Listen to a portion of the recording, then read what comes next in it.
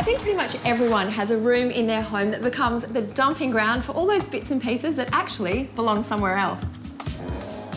And that is exactly what has happened in this room here. Yes, thanks, Juliet. All the kids' toys have spilled out of their rooms and into here. So basically, this room's become a bit of everything. And I think we can both relate to that with little boys at home, can't we? can. Mess everywhere all the time. But how do you find a theme for your room when you're redecorating?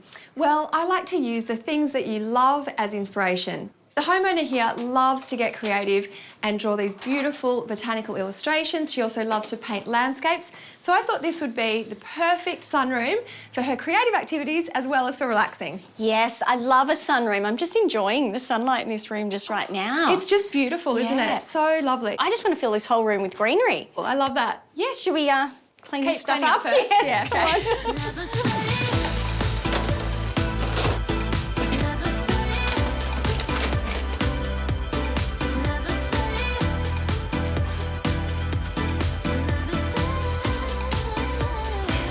Paint, water and carpets just don't mix, so we're ripping up the carpet and putting in some vinyl.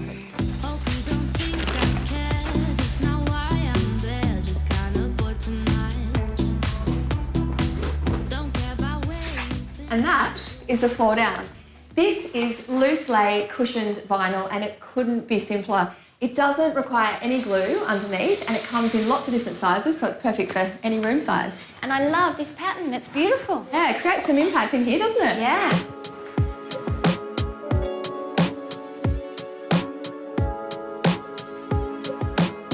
All right, we are creating a hanging ladder shelf to go in that big, beautiful window and put plants on. Really simple to make, and the best part is it's movable, so we can reposition it. And we're starting with some pre-primed pieces of pine that conveniently have been cut to size already. All right, bags the nail gun. Let's do this. Okay, you're on.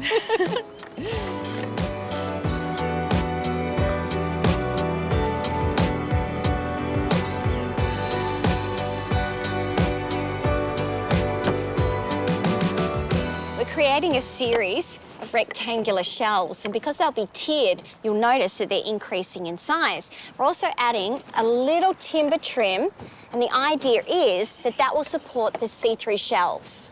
And we're using Perspex for the shelves so that we don't block any of that beautiful light from the window and so that we maintain that greenhouse feel. Now, this comes in large sheets, which you can get cut to whatever size you like.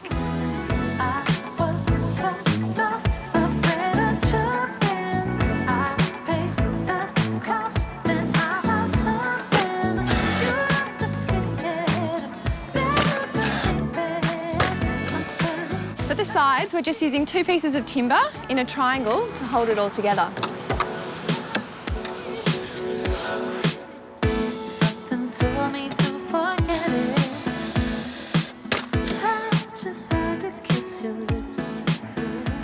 To hang this on the wall, we're using a split batten system, which will make it really easy to put up and then bring down again.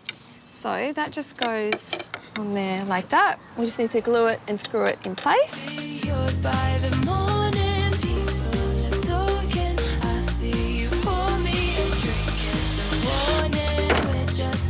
And then all we need to do is fill the holes, give it a sand, paint it. We're almost done and no one's lost a finger, so I'm happy. Yeah, we've done well. No nail gun scars.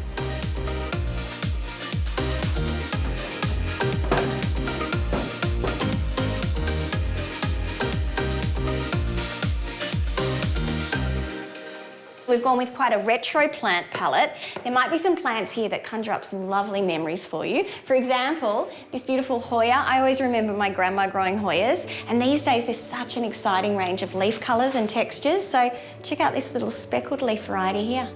And mother-in-law's tongue, I definitely remember that from my childhood. And that is as tough as old boots. My kind of houseplant, if you can't kill it. I'm also loving that we're including some things like chain of hearts, which will cascade down the shelves, and of course ferns, which were so big in the 70s and now back in a big way. They are, and houseplants in general are really big in interiors at the moment because they're such a great styling tool. Yes, and they transform the whole look of the space, like this. They do.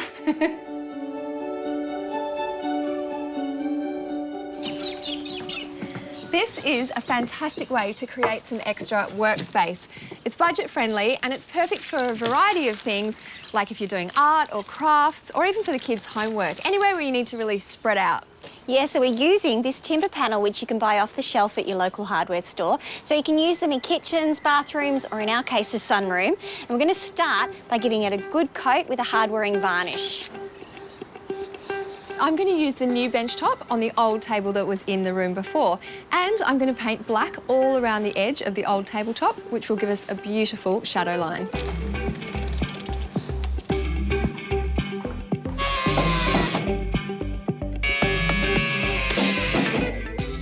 This is going to be the artist's corner, and we have an unused window here.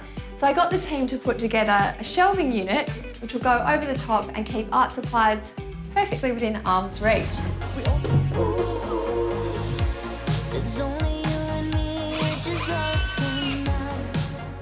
I'm loving the sun on my back here. So gorgeous, isn't it? Now, in interior design, we are seeing a lot of big, bold plants with big, bold pots. The thing that's really tricky is it's quite hard to find big indoor pots. So we're using these gorgeous big outdoor pots, which of course means they've got a drainage hole at the bottom. When you're doing this, make sure you use a black saucer, something like this, that you can place at the bottom before you plonk your plant in there. That way water won't spill out onto your surfaces. We got what you want, we got what you want, so come and get it. We got what you want, we got what you want, we got what you want, so come and get it. The mistake that a lot of people make in the wintertime is that they overwater their indoor plants and kill them with love. So it's worth noting that most houseplants actually like to dry out between watering. So I always do the finger test. You just poke your finger into the soil. If it's dry, down to your second knuckle, then it's time to get out the watering can. You might also notice that indoor plants can often become lighter when they need a water, and that's quite simply because the potting mix is dried out. And one of the other challenges that plants face in the winter indoors is that we often have these extremes in temperature. So we've got our heaters running, but we might also have drafts of really cold air coming through doors or windows. So if you want to keep them happy, keep them away from your heating vents and away from those cold drafts. Let's go higher, let's go higher, let's go higher. We're creating some picture frames with a botanical twist, and best of all you need are some old frames, some little glass jars or vials, and some cuttings from your favourite plants. We are using new frames here, but you could very easily use some old frames that you have lying around. And we're going to paint the frame white so that it ties in with the room, but also so that when we put the plant in the middle, it really pops. Yeah, it's going to look gorgeous. And I'm going to paint the little back of the frame and the mat with a bit of clear varnish, because we're going to put water in these vials and we don't want it all to swell and get ruined. Perfect.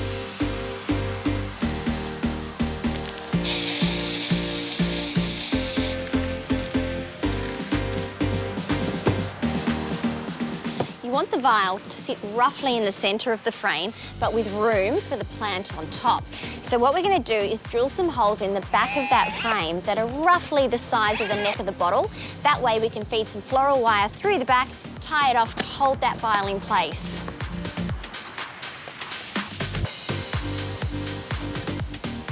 Okay, now let's get these frames back together. We can put some water in the vial and decorate it with our indoor plant. This is the beautiful polka dot begonia. It's going to add a really fun, unique look to our picture frame. Everyone's a wannabe. Spend your life tick-tocking away. I absolutely love these. It's like show and tell. It is. If you walked into a room and saw these as artwork, I think that is so cool because it's so unusual. And you can see how you get very different looks with very different plants. Exactly. Face to face, well, now I feel free.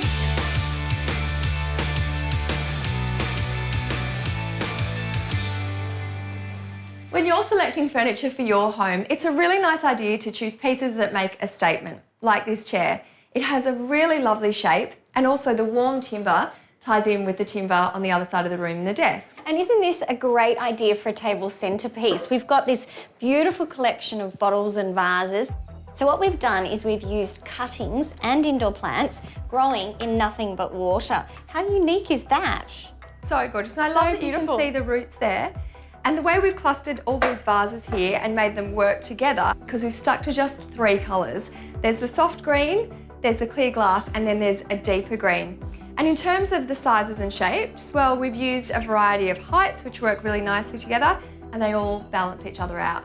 Plant-wise, the star of the show has to be these Phalaenopsis or moth orchids. It grows really well in filtered light indoors. It brings an elegant touch to the table, and those flowers last for ages. Yeah, and I love that there's the smaller ones and then the larger ones too. And I think this is such a great example of how injecting plants into your indoor spaces can just make such a difference. You're so right, it feels so lush in here, it's so inviting, and really the perfect space to find inspiration. And do you remember what it used to look like? Oh, that carpet, those toys, very different.